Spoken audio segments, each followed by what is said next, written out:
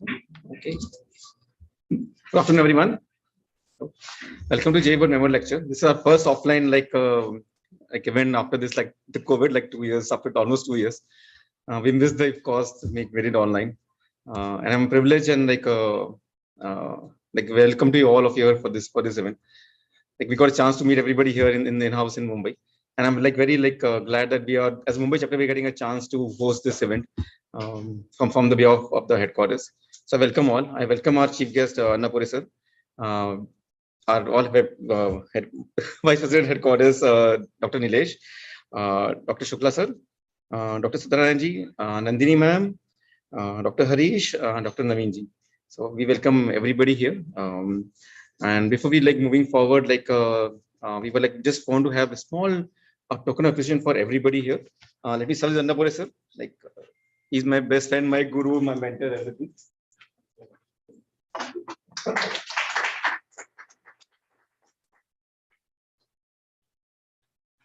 Okay, then we have let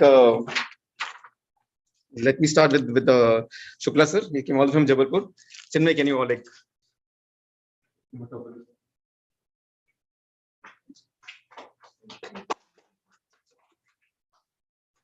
can I request Preeti ma'am? Sir.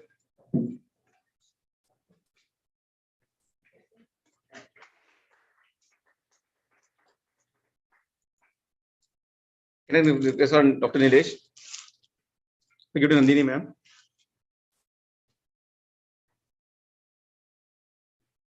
Thank you, ma'am,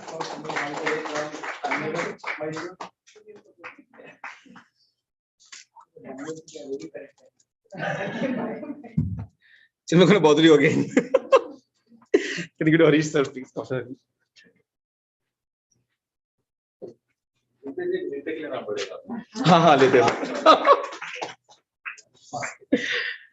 And again, Preeti ma'am.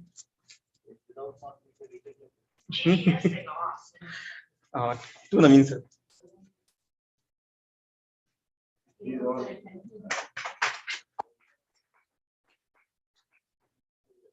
Can I take a retake with honestly with Annapuri? Sure.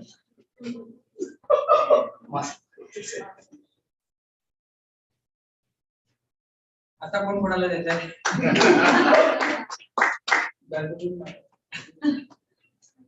Thank you. Photo pictures नाही.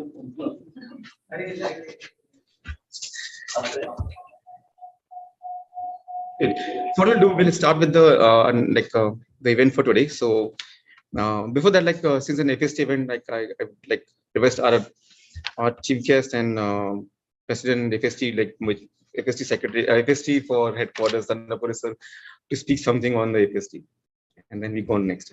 Yes, sir.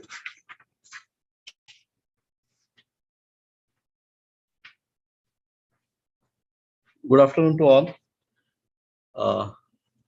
It's a great privilege that today we gathered here and organized the J.V. Bhatt Memorial Lecture from AFSTI headquarters, and it's a great privilege for the Mumbai chapter to hold this event at this point of time. AFST, as you know, is a organization. It is an association of food scientists and technologists. So all the members of this association are basically working in the area of food science technology. And they all are working for the food fraternity as well as the mankind. We have more than 3,000 members of this association, and further we want to grow it with more numbers.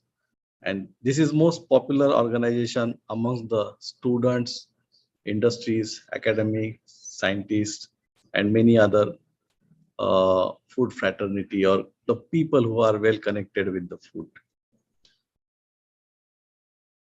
This association have basic objectives to inculcate or demonstrate or dissipate the knowledge of the food science, technology, engineering in large to the society. Maybe with the different stakeholders, particularly academicians, industrialists, and many others. We are organizing various programs so that through which we can reach to the society at different platforms. One of the most important program which we usually organize is our annual conference, annual gathering. And once in a 5 year, we also organize the international conference. Apart from that, AFST is having its own scientific journal, that is Journal of Food Science and Technology. It's an international journal. Now we have handed over it to the Springer, and Springer is taking care for all the printing, distribution, and also even the inviting the articles from the eminent persons so that which can be included in our regular journals. Apart from that, we have one magazine also which is known as the Indian Food Industry Magazine, which encompasses most of the time the recent updates and the industry news. Basically, what are the new products coming in, what are the new technologies coming in, so that we can make aware the common people as well as the food fraternity with all those new technologies, new products, and any new information. So it's an privilege to be a president of such kind of organization here in India, and definitely we all are serving for the same. Today, on this occasion of the Professor J.V. Bhatt Memorial Lecture, we have invited the eminent speaker, Senthil Nathan. So definitely you all must be very eager to listen him today. So I don't want to be in between for a longer time. So with this, thank you very much for inviting me here to speak, viewers. Thank you.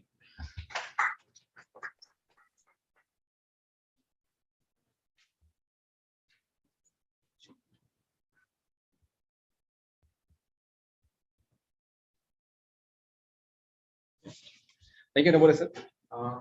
Anyone from memory want to speak something on?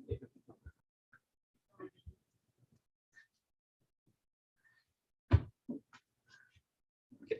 So what we'll do, like the main event for is Professor J.V. Bhatt, and we always do this session like for it also. So like he's a very known scientist, and I wanted Chinmay to speak on Professor J.V. Bhatt. I have the slides for sir.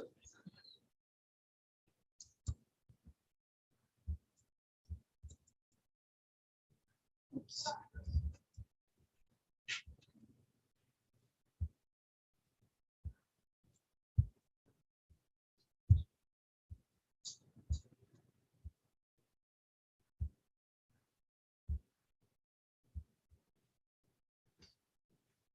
Can we go to the next slide? Yes. Yes, Chinmay.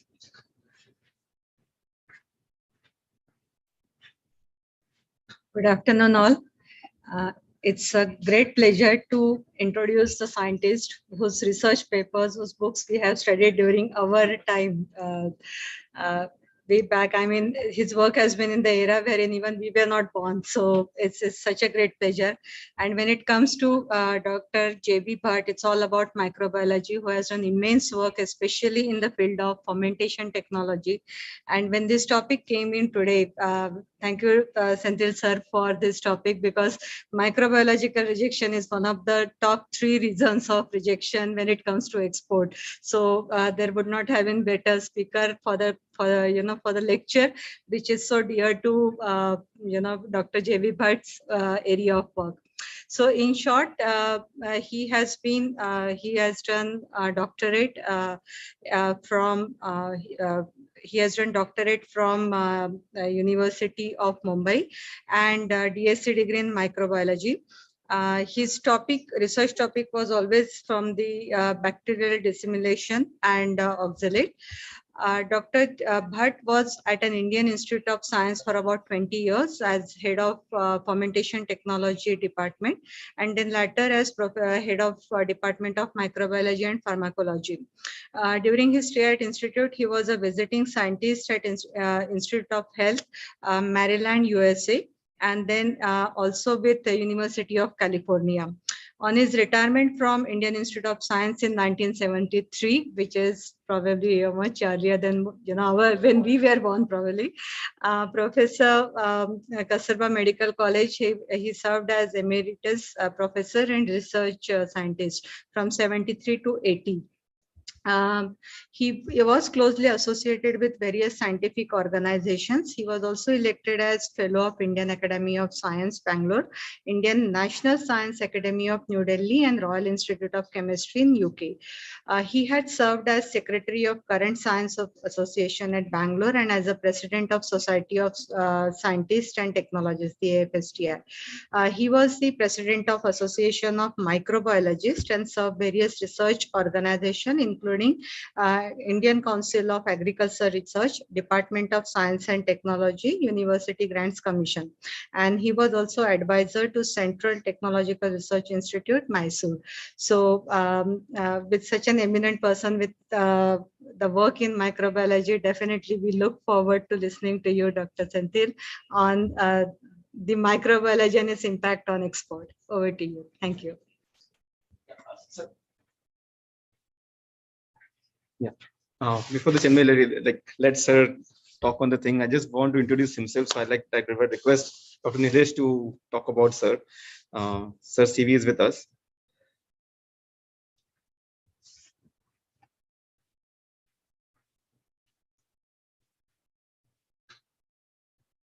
It's a great honor, sir. First of all, my salutations to Professor J.V. Bhatt, who was a microbiologist, and I, being a microbiologist, have a lot of learnings from the work that has been done by Professor J.V. Bhatt. And a very warm welcome once again to all of you from AFSTI headquarters as well as AFSTI Mumbai chapter. Introducing Senthil Nathan sir is the story goes back many years ago when Senthil Nathan sir was working with NABL, and we used to coordinate on the NABL audits. And from that to the journey where he is now the assistant director at Export Inspection Agency Mumbai. He has been auditor for a long time in microbiology. So having completed his master's degree from Bharatidasan University in Trichy in the year 2002, he has 18 plus years of experience in food testing, accreditation, training, and has served various organizations including Coca-Cola, Center for Analysis, Research and Training, NABL, EIC laboratories in Kochi, Chennai, and in Mumbai. And during this period, he has trained more than 600 personnel. So I think this particular topic, we all would be adding to those numbers. We already have 115 people on Zoom, whereas around 35 people on YouTube right now who are going to listen live. So when your programs are, I think this number is soon going to rocket up. Achieved accreditation as PT provider. Now this is another one important part, ISO 17043. He has been accredited as an assessor also, and has conducted many proficiency testing program in Salmonella, Listeria, Vibrio cholera in fish and fishery products, which is a unique and the first time in India by any Indian PT lab provider. Has audited more than 100 laboratories in India and in abroad, and has published papers on safety evaluation of Indian ready-to-eat foods, determination of botanical source of honey and measurement of antimicrobial properties of Brassica uniflora honey on various pathogenic organisms. In addition to this, he has been involved in the administrative services of the EIC, procurement of equipment for laboratory upgradation, part of Central Public Information Officer under RTI Act and the Vigilance Officer. So hats off to you on being technical as well as administrative role. That's very difficult. And today's topic on the microbiological aspects of the food for exports. No other better person than Senthil Nathan sir to make us aware of the microbiological requirements. So over to you, Senthil Nathan sir. Once again, a very warm welcome to AFSTI Mumbai chapter and AFSTI headquarter program. Thank you.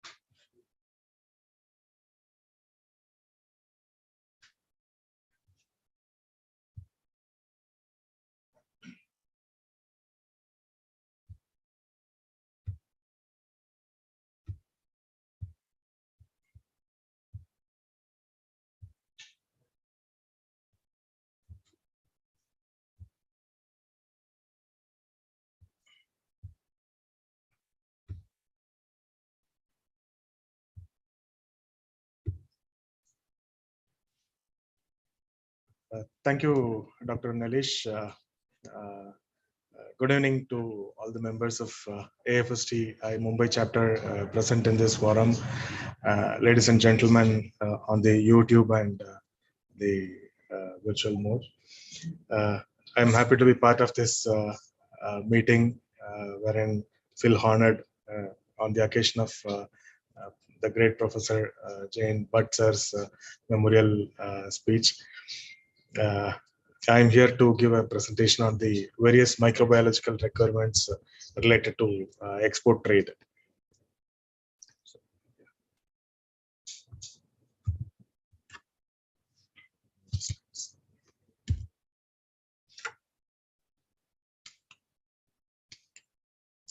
Needs to be connected.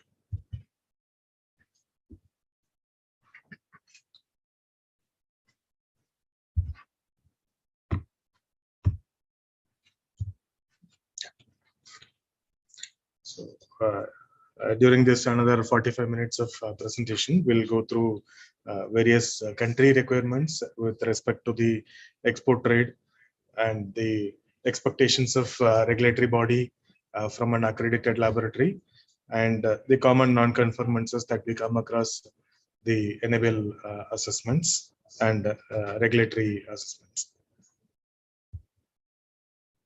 First, we will cover the EU region.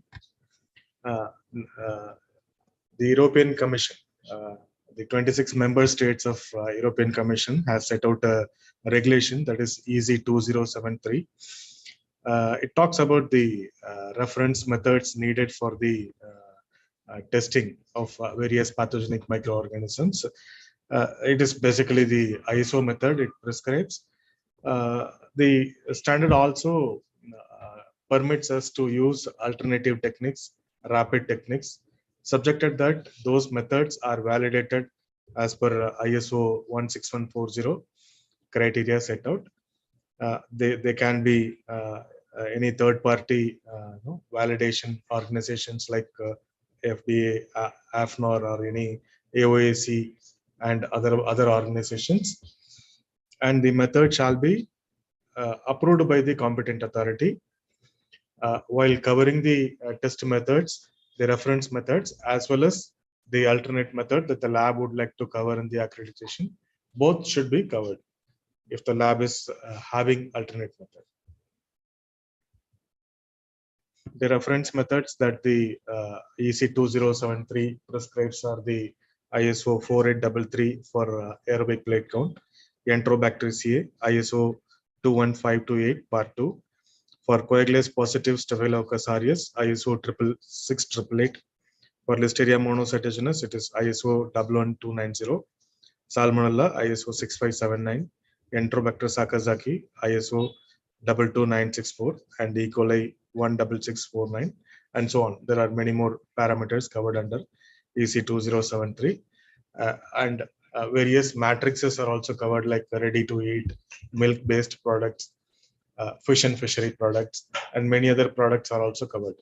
So the complaints would be verified based on these reference methods that the ISO prescribes. It also, the sampling plan is also set out on the EC 2073. As we can see, some parameters like N, C, M, and capital M are the N is nothing but the number of samples to be taken for testing. For example, Salmonella, 5 samples should be tested, each weighing 25 grams. C is the control limit, wherein all the 5 samples should comply to the testing requirements and it shall be absent. If we take the example of aerobic plate count, C is equal to 2 means 2 sample values can fall between the M and the M. M is the maximum safety limit set out by the standard, and the limit value acceptable for the microbial indicator. It can be varied from 1 log to 2 log difference of microbial load. This we have already covered. The scope of accreditation shall cover ISO, the classical reference methods, as well as the reference methods if the lab would like to apply. EU also have a system called RASAF.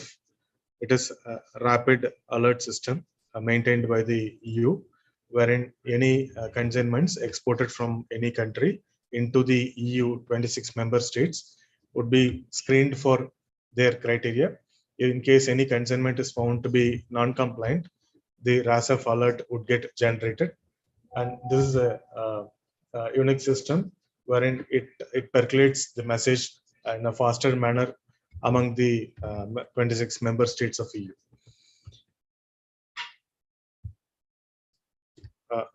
This graphical representation will give you various countries exporting the materials into the EU region.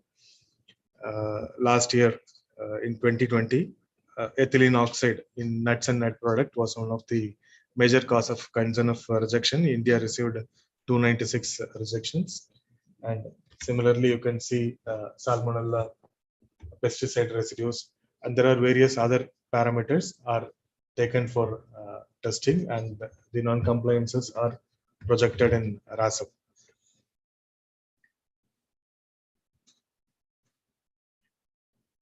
These are the EU member states that receives the consignments, test, and the RASAF alerts are also generated. As you can see, Poland, Germany are having better sea-link and airport connectivity, who generated maximum rejections. Poland is connected through land to the eastern part of world, where 377 rejections is generated. These slides will enable us to understand what are the kind of products that are exported from various countries and what are the kind of number of rejections that we have received. Fruits and fruit product for various presence of various pesticides, insects are rejected. 329 samples are of food supplements. On the 5th bar, we have 107 rejection is for the fish and fishery products. That is mainly for the antibiotic residues and other parameters. This slide represents the again the RASAF alert generated by the EU in 2020. The 21 data is yet to be received. Alerts, almost same number of alerts are generated each year. We can see. Once the alerts are generated, that are passed on to the Indian Embassy, it comes to PMO, then it comes to the Ministry of Commerce, then Export Inspection Council, where I am working. So we get a lot of tremendous pressure because it directly linked to the GDP of the country.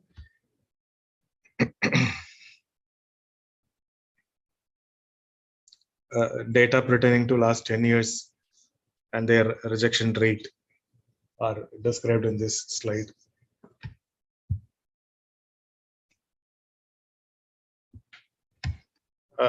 This slide describes the rejection rate of various pathogens pertaining to the matrix salmonella, mostly from the poultry meat, not only from India, from globally the data is generated.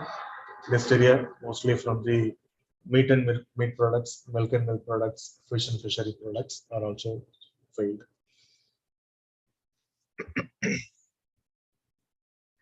And not only microbial parameters based on the pesticide residue, mycotoxins, hazardous categories, decomposition, filth.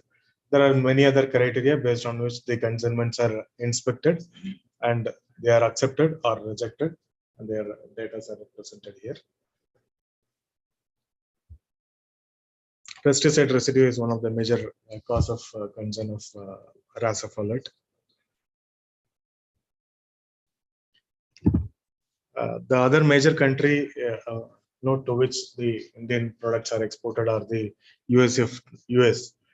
USFDA is the national regulatory body in USA, has set out the testing methodologies.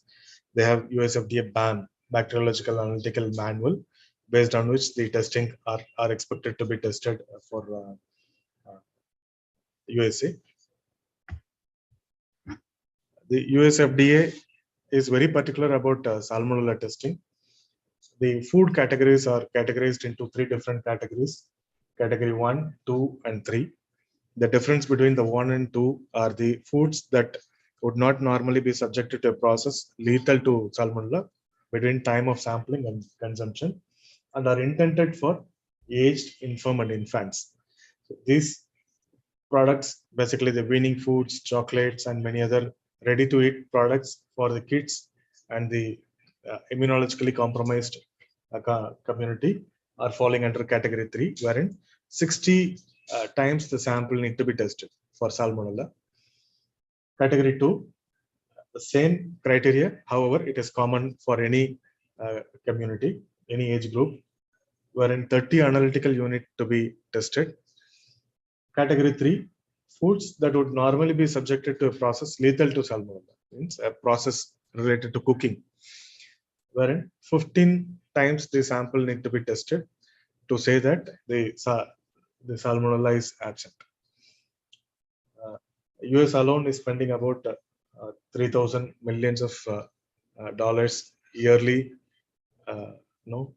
towards the healthcare related to the outbreaks. So that's why they are so strong, recommending 60, 30, and 15 analytical units of various commodities. There used to be a confusion between these 2 categories that we come across: canned, cured fish, and the regular frozen fish. The ready-to-eat products are falling under category 3, wherein 30 analytical units need to be tested, whereas the any food that is to be subjected to be cooked before consumption are falling under category 3, for which 15 analytical units need to be tested.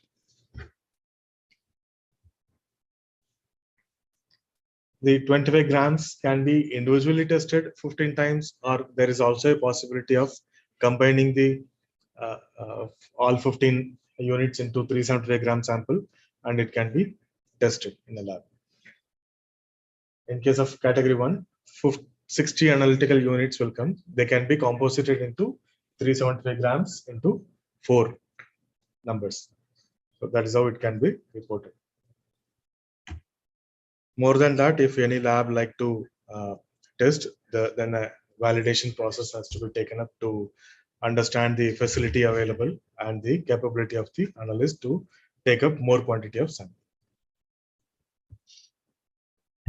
FDA is also having similar outbreak response evaluation network, wherein the rejections are quoted on their website for easy analysis and coordinating different departments within US.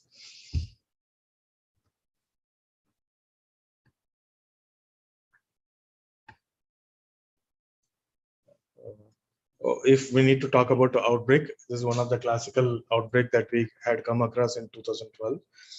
A scrapped tuna was exported from India, and that has caused an outbreak in US. About more than 50 people have been hospitalized. More than 400 people were infected. And that was one of the classical way of investigation we have done, and we come across various strains associated with the salmonella were found in the samples that were exported. The catch point was that the exporter has mentioned product to be cooked before consumption. However, the end user has used it as a bread spread and he consumed it raw. Nevertheless, he should have tested it properly so that the salmonella presence could have been well identified before exporting. We cannot again blame the end user. It is up to him. Again, we cannot blame the exporter also. So the testing part is very important. That's why I would like to give this case study. It was a product exported from India, from Kochi.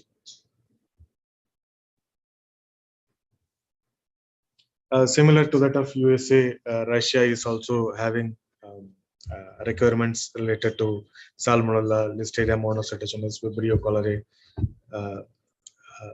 Staph aureus. Their requirements are little, the levels are little different. Need not to worry about it. It says absent in 0.001 gram. Some analysts used to ask me if I take third dilution or fourth dilution of the diluted sample, will it be sufficient to deal with this lower level of detection? So no, we'll go with the existing methodology. If we are able to say absent in per gram, it is understood that it is also absent in 0.001 gram. So that way, we'll be taking quantity than the prescribed one. So it is only maybe a translation error, or maybe the understanding of the Russian on the subject might have made them to report like this. But nevertheless, we'll follow our standard methodology of ISO for reporting the results. Similar to that of other countries, China is also having requirement. Listeria monocytogenes should be tested in 5 samples. They are also coming with the latest amendments. It is still not approved. It is under consideration. They are also planning to include Salmonella screening, Staph aureus, E. coli, O157, the enterohemorrhagic E. coli, and Vibrio parahemolyticus in their regulations. South Africa has set out a regulation for Vibrio. Actually, in their regulation, they have Vibrio cholerae. However, they also demand other Vibrios to be screened in their samples.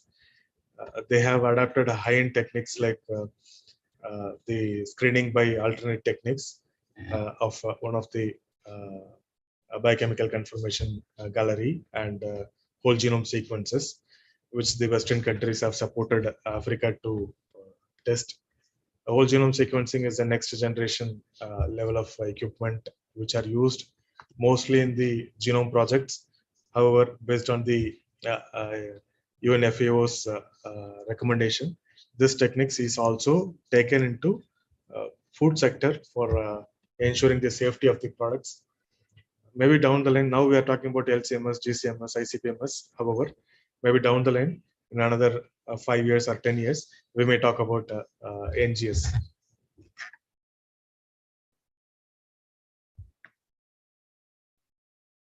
Saudi Arabia, again, they are concerned about the Vibrio cholerae contamination in their products. So for which Vibrio cholerae is tested. New Zealand says their testing is even stringent as in nil. Salmonella should be nil tolerance, and aerobic plate count. They have again scale set out for various products. Australia, it is altogether different. They work based on the biosecurity measures, wherein the viruses of shrimp related to WSSV and YHV are their concern, because that is also one of the aquaculture producing country. So they would like to make sure that these viruses are not transmitted into their country, because they generally affect the shrimp aquaculture.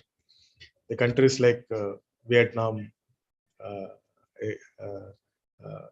Australia, and many other eastern countries who are in the aquaculture production of shrimp are bothered about these viruses, including Korea. Korea have gone one step ahead of demanding more viruses, WSSV, IHSNV, IMNV, TSV, YHV. In the especially in shrimp, because these viruses are basically host specific. They are not human viruses. So since these countries are involved into aquaculture of shrimp, they are worried about the spreading of these viruses in their country. These viruses are already spreaded, especially WSSV, maybe about 15-20 years back, and due to which India has faced a lot of consequences of losing the production. So the countries are now bothering about this viruses infection. As I said, this whole genome sequencing is insisted by FAO to be implemented in the food sector as well for the screening. It is a next level of technique wherein the kind of microorganisms present in the sample, is there any antimicrobial property, genome sequence, gene markers present in the organism, if there is any specific toxin production capable gene sequence present in those organisms. So like entire history of organisms and their various properties can be analyzed in one sequence. So that is coming up maybe in another 5 to 10 years. We can expect we will be talking about this technique in our field.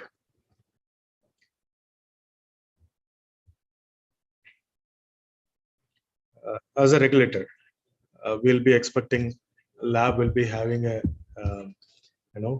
sufficient work environment for the microbiological testing, including the segregation of physical segregation of the incompatible activities, including the clean room maintenance, and it should be dust free and well light.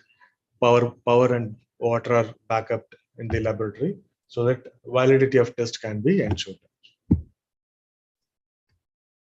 Equipment available in the lab shall be appropriately maintained to meet the intended purpose. Like one of the classical example, pH can be measured using various mechanisms. However, the level of accuracy that we demand may not be achievable by many of these items displayed, except the last maybe 1 or 2 devices. The media preparation is one of the critical activity in the microbiology, wherein the pH measurement of the media is one of the factor that can affect the microbial growth and multiplication in the microbiology lab. As another classical example, people uses mortar and pestle for grinding or pasting the sample, for which there are alternative equipments available. So while choosing the equipment facility, lab should look into the available possible appropriate equipments. All the equipments, measuring equipments especially available in the lab, shall be calibrated, having traceability established to SI units of measurements. As it is a microbiology field, still the SI units of measurements, physical measurements are also significant because we deal with the temperature, mass, time.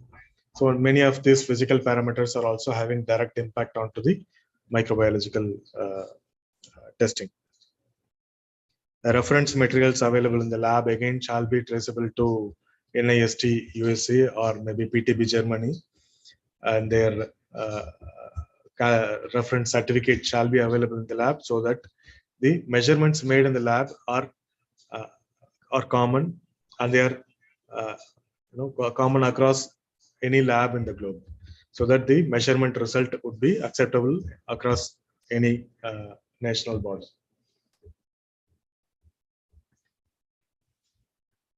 Yes, the lab purchases many of the media and consumables to be used in the microbiology lab. It is expected that they test the quality of the ingredients or the raw materials used in the lab, so that will have a direct impact onto the quality of results, especially the media components that we use. Many of the medias are basically the what we call it creates a selectivity onto the media. That is very critical analyte of the microbiology testing. That shall definitely be with at least ER grade or GR grade material, so that fits the purpose.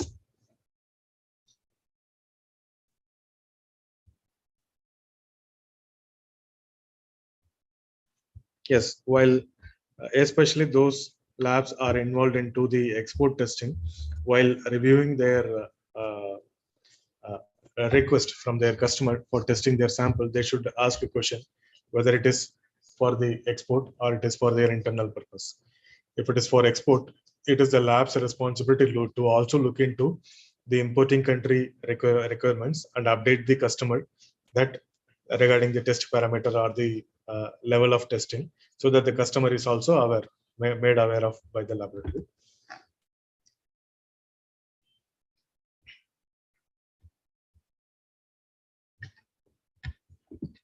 Again, that we have seen various methods prescribed by the countries.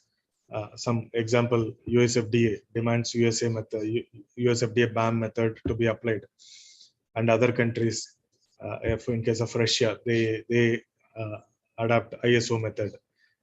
So the methods will have an impact onto the analysis. So while reviewing the request from the customer, it is lab's responsibility to ensure proper methods are informed to the customer and they are being adapted in the lab. In case lab uses any other method, that should be validated. There is also a new standard implemented, that's ISO 16140 part 3, wherein which the laboratory shall verify that any standard method that is published by international organization is also being implemented in the laboratory with a similar intent.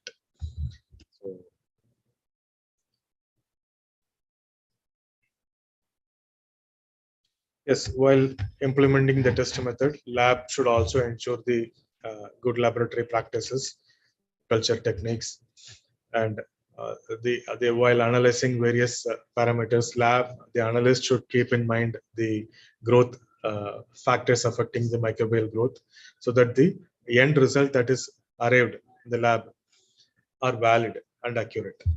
So that is very much important.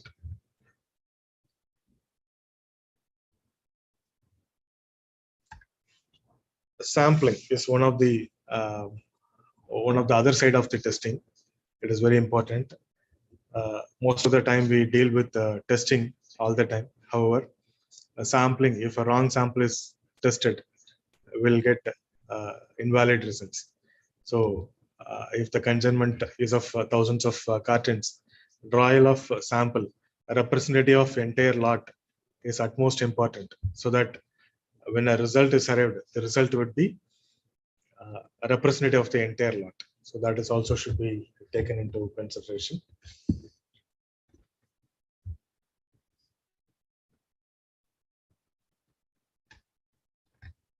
Yes, when we enter into a lab, there are various, generally the commercial labs receives various kind of items, like it starts from ice cream, frozen products, chilled product, dry products.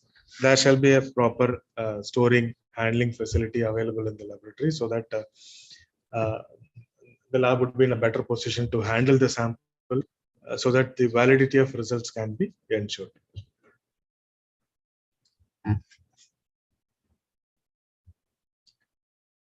The other way of ensuring the validity of there's a straight way of ensuring the validity is use of reference cultures in their day-to-day operations, to ensure their whatever method that they operated in the lab is at par with their intention. The functional checks of measuring testing equipments, intermediate checks of the measuring equipments, replicate testing, the difference between the analyst and the difference within the analyst need to be ensured, so that the accuracy of the result on a day-to-day basis can be evaluated. If possible, leveraging chart kind of charts can be maintained to ensure that the lab is running the quality control samples all the time, so that the validity of results will have directly ensured by various aspects. One of the other one of the other aspect is participating in proficiency testing program, wherein the unknown a sample is given to the lab is able to analyze the sample and report the value, by which the lab's competency can be ensured. We have export inspection agencies located in Kochi, Chennai, Mumbai, and Calcutta. All 4 laboratories are also proficiency testing providers. Under integrated assessment, it becomes mandatory for the EAC approved labs to participate in all the PT programs organized by EAS, because the regulator wants to ensure the competency of his own approved labs. There's a parallel standard runs in the microbiology lab, ISO 11133, because media is one thing that that is more important in the microbiology lab. Quality control of the media. These days we use ready-to-use media from various brands, various manufacturers. As a user, we need to ensure the items that we use in the microbiology lab are meeting the purpose, for which the functional checks as per the regulations laid down in ISO 11133 need to be ensured.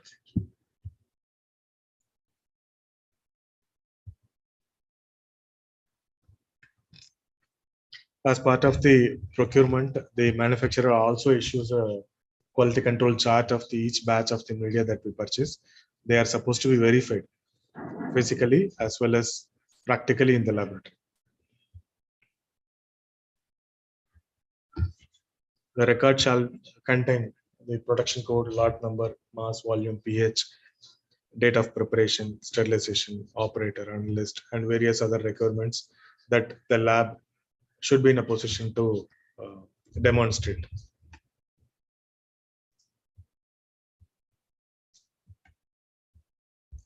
The other main factor that we use in the microbiology lab is water used in the media preparation, dilution, making, all those purposes.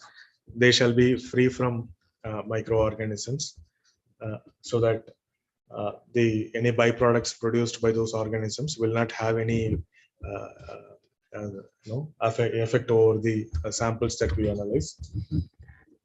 So for which the microbial limit is set out. Conductivity parameters are also set out.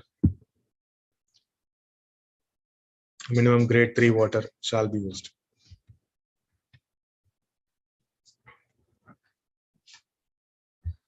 Yes, we also use various supplements like egg yolk, antibiotics, like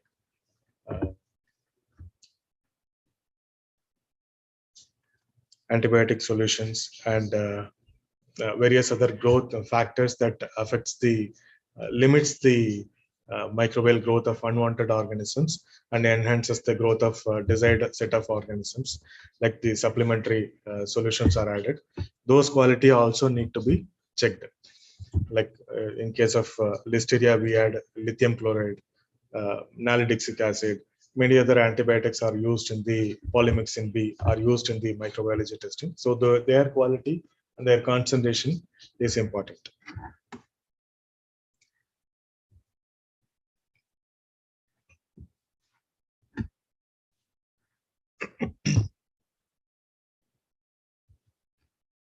These are the various microorganism culture that are required to be maintained in the laboratory to check the media performance, and they shall be traced to WDCM. It is a world database for the cultural microorganisms. For Bayard Barker agar, we need Staph aureus, E. coli, and various salmonella cultures are required for the verification of the media.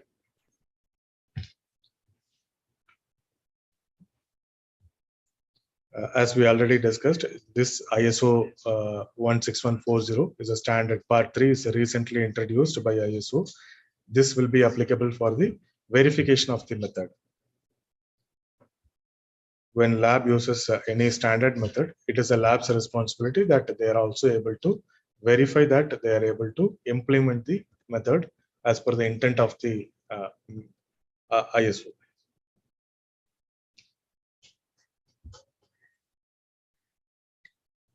during various assessments, we come across some of the common non-conformances related to pH measurement of the media, pH meter calibration. When we practically demand the analyst to demonstrate the pH meter calibration, he will be searching for dropper, he will be searching for the buffer. So that indicates that those items are not generally being used in the lab. So the practicality involved in the lab is also important to produce a quality output. Addition of supplements, when we asked, there will be no data. Only there will be a media preparation record available. But however, if we ask how much of iodine you added, how much of antibiotics you added, absolutely there will be no data. So these are certain things which will enable us to verify in case of any non-conformity or in case of any RASAF alerts. We'll be in a position to read the records and find out the actual root cause. So the raw data maintenance is also important in the laboratory. And many of them lack awareness about the biochemical properties of the organisms. If we give in a white paper various properties of organisms, they go mad because they have always read the ISO method and the microbial characteristics. So when a practicality is involved, they go out. So that is what I always insist. They should think beyond the test method, go into the subject, understand it is not only the ISO standard or the BAM method that we studied during our college days. We also have studied various research papers and textbooks, Berg's Manual of Bacteriology. So we can always go beyond the test method, think how various properties of organism can be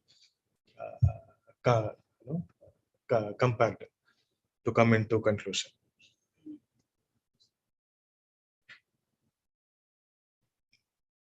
These are the some of the classical non-conformances that has come across. In a carbonated beverage, when an analyst is performing, when they pipette, half of the portion of the pipette is covered with the gas. So they obviously, instead of weighing 10 ml, they weigh only 10 minus some unknown value. So these are certain practical oriented non-conformances which we need to look into the laboratory operation so that it will have a direct impact onto the quality of results that lab produces. One of the lab has used a ETO sterilized biohazard bag. The biohazard bag is generally used for the decontamination. However, they are using it for sample preparation. With the claim that the bags were already ETO sterilized. ETO sterilization is generally applicable for the surface sterilization. However, the poly bags are used and the inner surfaces will never get sterilized by the ETO. I hope it is gamma irradiation would be a better solution for sterilization of this kind of items. And this third NC was one of the media and their ingredient related NC. The magnesium chloride is one of the critical component used in the RV media. However, the analyst was not aware of the concentration being used. And there was a huge difference between the test method and what they were using in the lab. So this will cause an unknown level of stress on the media, and that will have a direct impact. Either if a higher level of stress is created, the desired organism will get suppressed. If lesser level of stringentness is created, other unwanted organisms which are supposed to be suppressed will also grow and multiply. So these are the things that are practically involved into the laboratory operations, which will have a direct impact onto the quality of results, which I would seek the colleagues in the microbiology field to look into. Thank you. Thanks for giving this opportunity to me. I take this opportunity to thank AFST members and my joint director who was granted approval to me, and ITCF director was kind enough to call me and coordinated with me to take this presentation. I feel honored being here to be as on the Memorial Day of Dr. J.V. Bhatt. Thank you so much.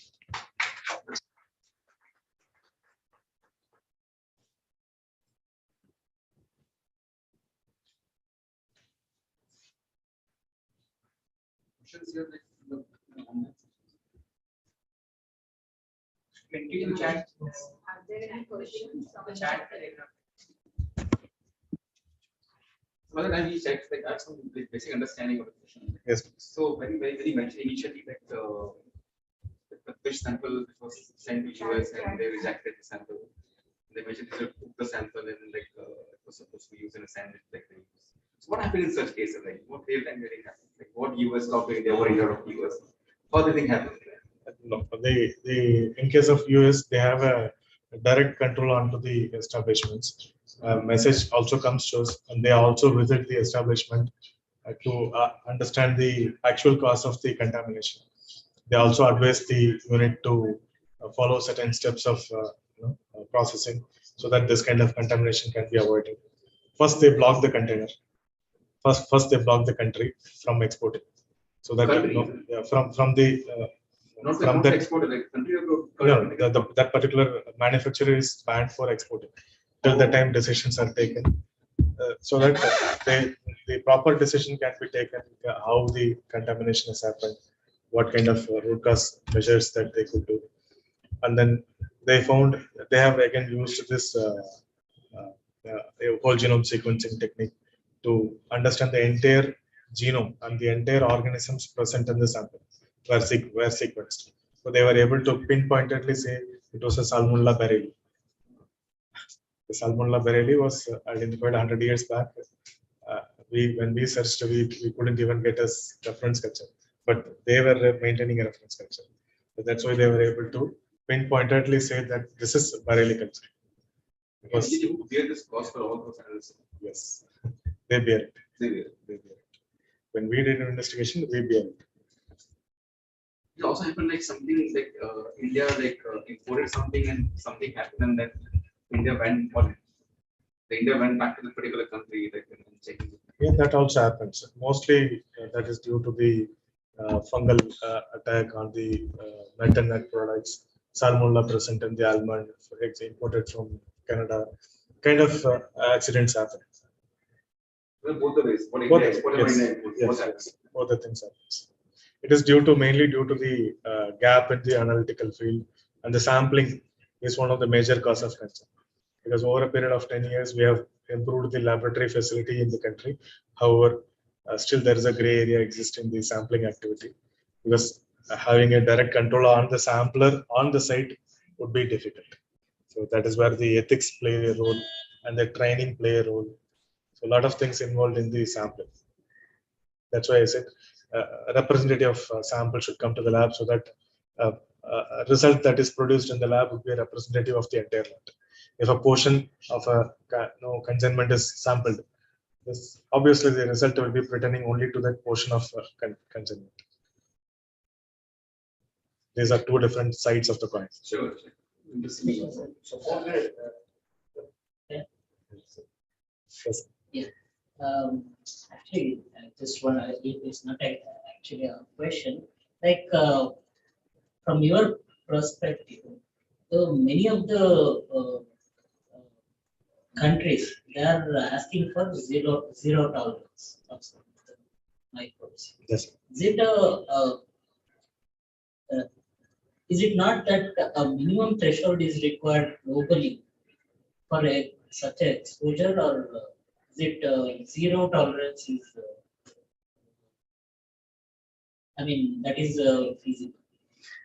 These standards are set by the codex, basically.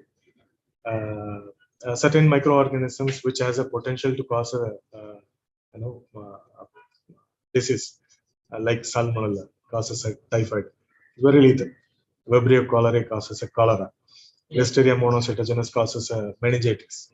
So these are there should be a zero tolerance on this kind of parameters. Certain parameters like Vibrio parahemolysticus, if we see, they require some numbers to cause disease. So where the limits are also available. Some countries set 1,000 CFU for Vibrio parahemolysticus. Like some countries say 20 E. coli colonies are permitted. Like based on the parameter, based on the character, nature of the organism, the ranges are also provided.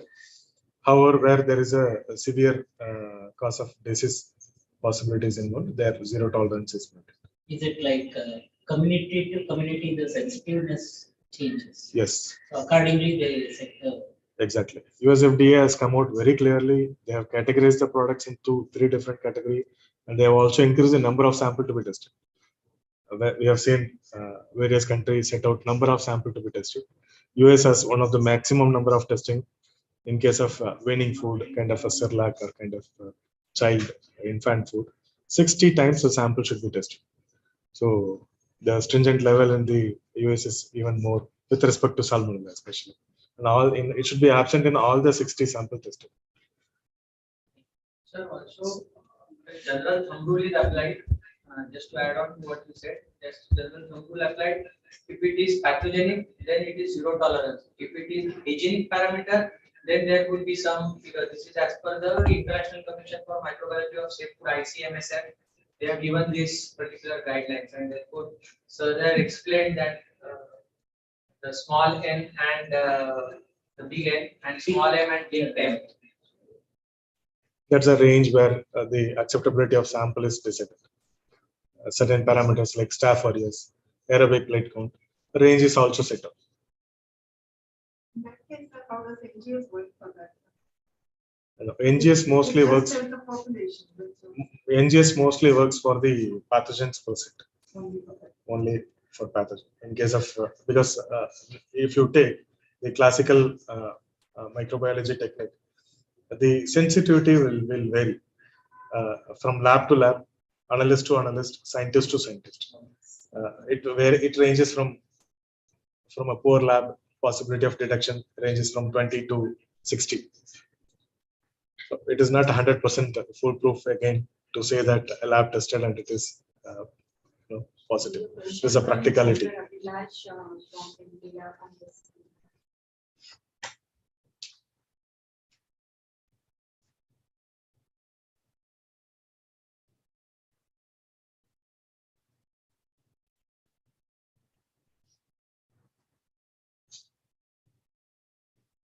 Yes, to answer to this virus testing requirement, the WSSV, YHV, TSV are basically the host-specific viruses, and they attack mostly the shrimp cultures, aquaculture basically. So those countries who are involved in the aquaculture of the shrimp would bothered, and they would definitely make sure that their country should not get contaminated based on the biosecurity measures that they follow. If such a virus enter into their country, we were having very least contamination of YHV. However, a lot of contamination with the WSSV. So if the number of YHV positive samples are increased, that means that is taking on a higher end. That we need to bother. So some of the countries like Australia, there is no WSSV contamination in their aquaculture material. So they are bothered about that. This kind of viruses should not come from the third world country to their country.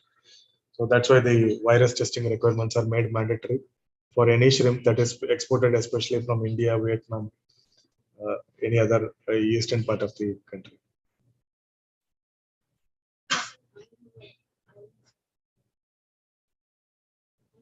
That like we have the RASAF data is available for everybody to see. So likewise for Europe, for US, you mentioned some core website, something you mentioned. Then we see that data, like how many rejections are there, and from which countries, that data may be available for the US export. US export rejections are intimated to the Ministry of Commerce. However, they are not present in their website because they deal themselves onto the country and up to the establishment, basically the food business operators.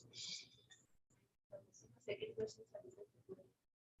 question is that how many labs and what kind of methods that are followed outside India? For example, we know that both there are the conventional methods, ISO methods, which are based on very conventional techniques. Like what about the rapid techniques? Is US or other countries, are they allowing such methods? Do they use at their end? Yes, they also use various methods like USFDA. I have seen in one of the seminar, they were presenting their own make of PCR, and it is a closed system. They make their own probes and primers for the PCR, and they keep it in the border security areas where especially in the seaport, and any sample that is entering into the country are basically screened over there. Basically, apart from EU, if other countries, they will allow any test method which is validated. Validated as per ISO 16140. Preferably, if their own country methods are available, it is preferred because they know the method. If other methods are used, then it should be validated and that should be ensured. So, please. Since 2023 is going to be the international year of the millets. And our countries, a lot of exporters, they are exporting the millets from Nasik to, and very good amount of kodo is being procured, kodo rice and rice. And there is a slogan in the kodo that it is causes sedition and kind of some diseases. So have you come across with some samples or some report on the exporters? Sedation from millets. From the millets, kodo millets. Or as per this, there are reports already available. Okay. And the researchers they did the work that as per this, neither and other things they are reported in kodo samples, especially also in the ragi samples. So, but in exported samples or some exporter who has exported the material, have you come across with that? No, sir. We didn't come across any such information. Generally, the rice samples are screened for the presence of pesticides. There is a regulation applicable. There are about 23 pesticides need to be tested. Rice, especially any rice. Rice, rice. Generally, it was set for the basmati rice. Now, off late, it is implemented on other rice varieties also. They are more than 400 pesticides.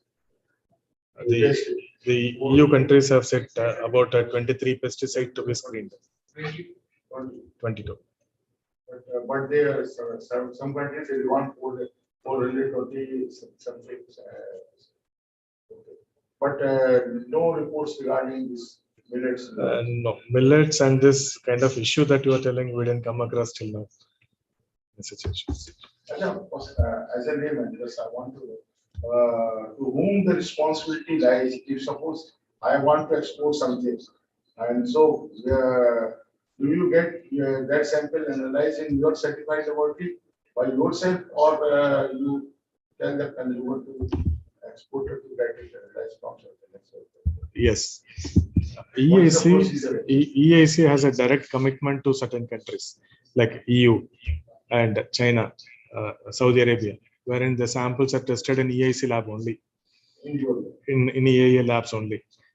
For other countries, yes, it is the primary responsibility of the food business operator to ensure that whatever material that he export should meet the purpose of other country regulation. So he can also go into other EAA approved labs. EAA also has approved about 30-40 labs in India who are involved in the testing of products meant for export to other countries. Also, there must be some Indian standards for the export. Are they available? The testing parameters, if this, yes, these are. Importing country. You have to follow the standards of the importing country. Some country have their own country regulations. Sometimes some countries may not have the importing country regulation. That time we ask, the buyer may have some quality regulations. So yes, definitely, I'm coming to that. In case if buyer is insisting the exporter to get his product tested based on certain parameter, that also we test and give. If buyer also doesn't have any requirement, then we ask if the FBO may have their internal quality checks. So those parameters can be cross-verified in the labs. If he is also not having anything, then the law of the nation applies. FSSAI set a regulation for India. So the FSSAI parameters need to be tested. It's one more question on the screen from yeah. How we select parameters for different food products. And there's one question on top regarding the spices. Can we have a look at that? There's one question on top on spices.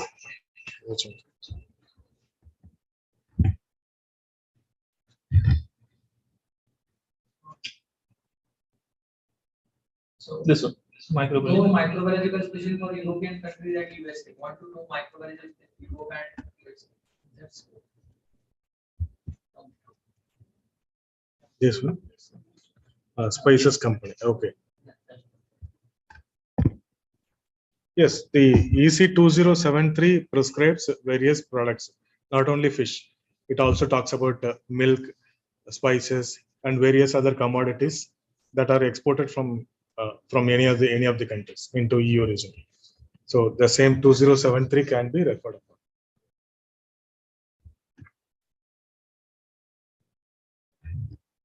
So, yes, this how to select different parameters for the products. That is what we were discussing now. If the importing country has any testing requirement, that can be tested. Otherwise, law of the land, FSSAI regulatory parameters are applicable. Or APIDA standards are. Yeah. APIDA In case of fruits and vegetables, APIDA's regulation is also applicable.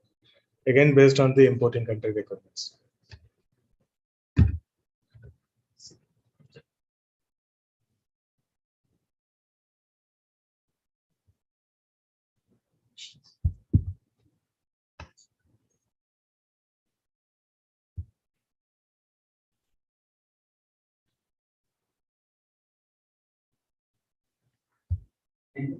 Fraser Handbook of Microbiology can be referred upon for food microbiology, or maybe the one that we studied in the college by Dr. Pelzer can be referred.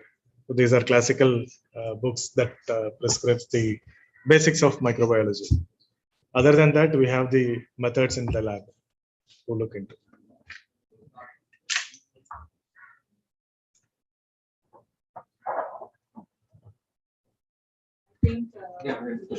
Yeah, it can be replied upon. Yes. Yeah. Oh, actually, I will request tell me for the vote of thanks, like one more question.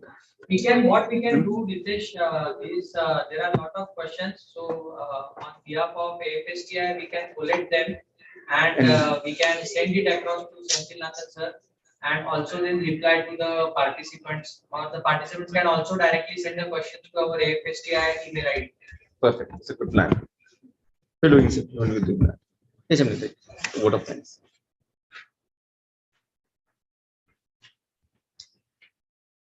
I know these questions, everyone would be really keen to understand the questions.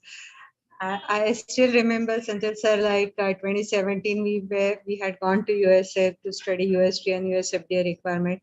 And when they got to know, so they were teaching us on the import inspection, Los Angeles airport takes out about just 2% of the consignment of $30 billion. And then we asked them, how do you select that? Okay, this is a 2% that needs to be physically taken out for inspection. So he said that it depends on the risk analysis, and India is a very high risk country for us. So this was the word that they had used, and that tells us, how much is an important topic. I mean, it's easy to say कि export बढ़ाओ ये करो करके, but export बढ़ाने के लिए, you need that requirement. So this lecture of yours was definitely useful in understanding not just the microbiological requirement, but going forward, how does the country looks at inspection and how the results are accepted if not done as per the prescribed methods and this. So definitely this is really useful session. Thank you so much for this technical treat to us on microbiological requirements. And we thoroughly enjoyed this, and I'm sure participant you'll be bogged on with a lot of questions once your email ID is shared. On behalf of AFSTI Mumbai chapter, thank you, AFSTI headquarters, the team, the dignitaries over here. And honestly speaking, we feel motivated. We feel that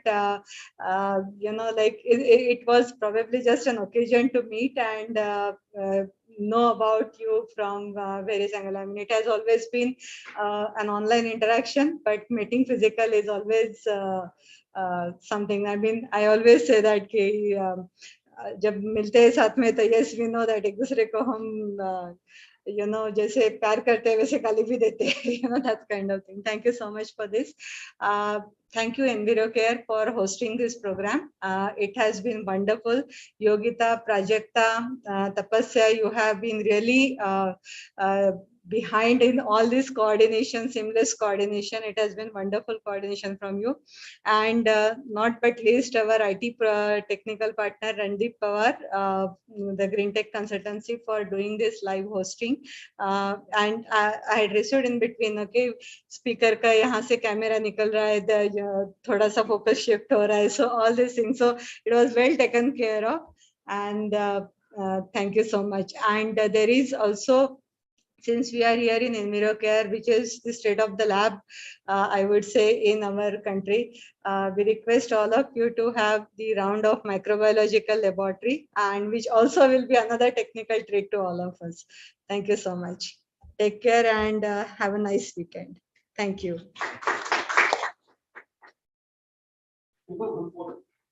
Actually, we have to honor Hitesh. Hitesh, first we have to honor it. Absolutely. Before the vote of thanks should happen. No, it's okay. Oh, yes. No, so we have to honor this on. Yeah. So I will request Yeah. Nabu sir and Nabu sir and Certificate.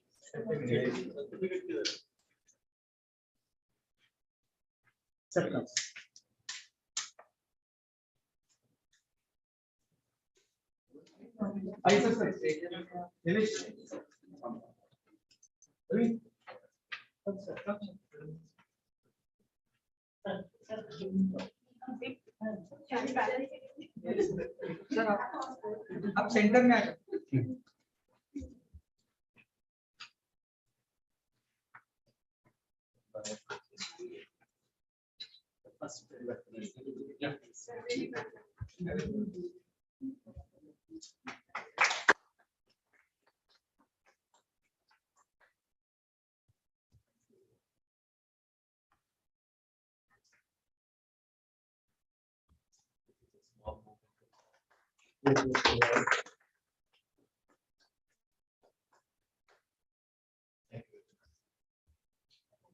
So this is our state-of-art AFSTI headquarters in CFTRI Mysore. Yes, it's a heritage building actually. This one, sir. Thank you, sir. But because of COVID, I think we have this